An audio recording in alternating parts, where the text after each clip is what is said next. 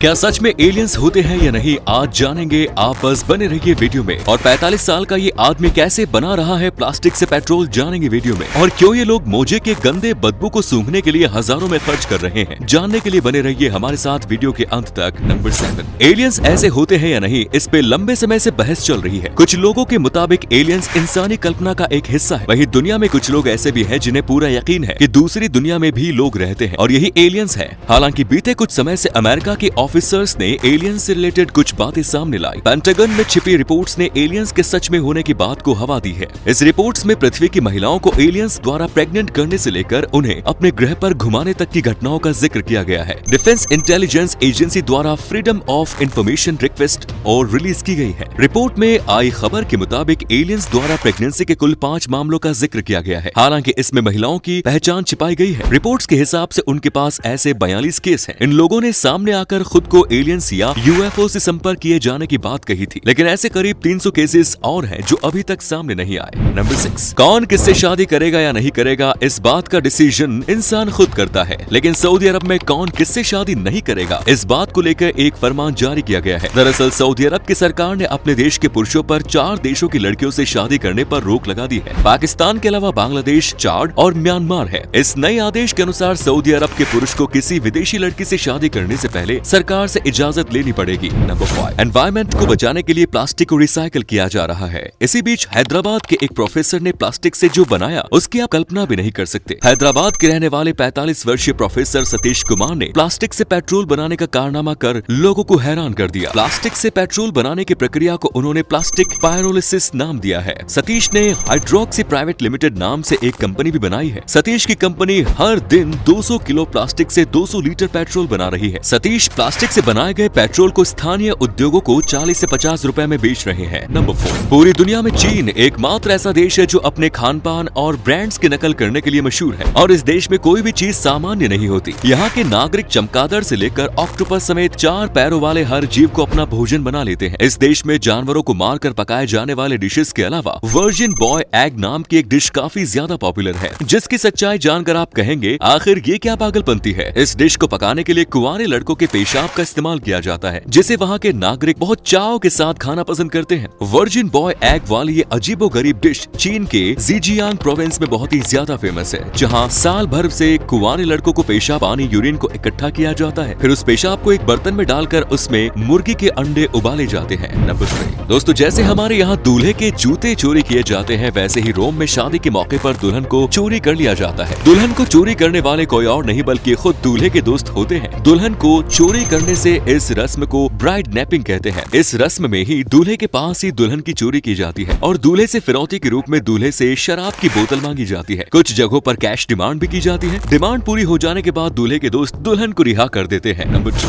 अगर हमारे मोजे गंदे हो जाए तो फिर उससे निकलने वाली बदबू खुद हमें ही बर्दाश्त नहीं होती। लेकिन दुनिया में कुछ नमूने ऐसे भी हैं जो गंदे मोजे की बदबू लेने के लिए हजारों रुपए खर्च कर डालते हैं और इन लोगों की वजह से ही कुछ लोग बैठे बैठे ही लखपति बन जाते हैं। लंदन के रहने वाले बिली जॉय ग्रे नाम का ये बंदा अपने गंदे और बदबूदार मोजे बेचकर हर महीने 1 से 1.5 लाख रुपए कमा लेता है। ऑनलाइन अपने गंदे मोजे बेचने वाले बिली जॉय अपने गंदे मोजे बेचकर रोज 3000 कमा लेते हैं। इस तरह से उसकी हर महीने 1 से 1.5 लाख रुपए तक की कमाई हो जाती है।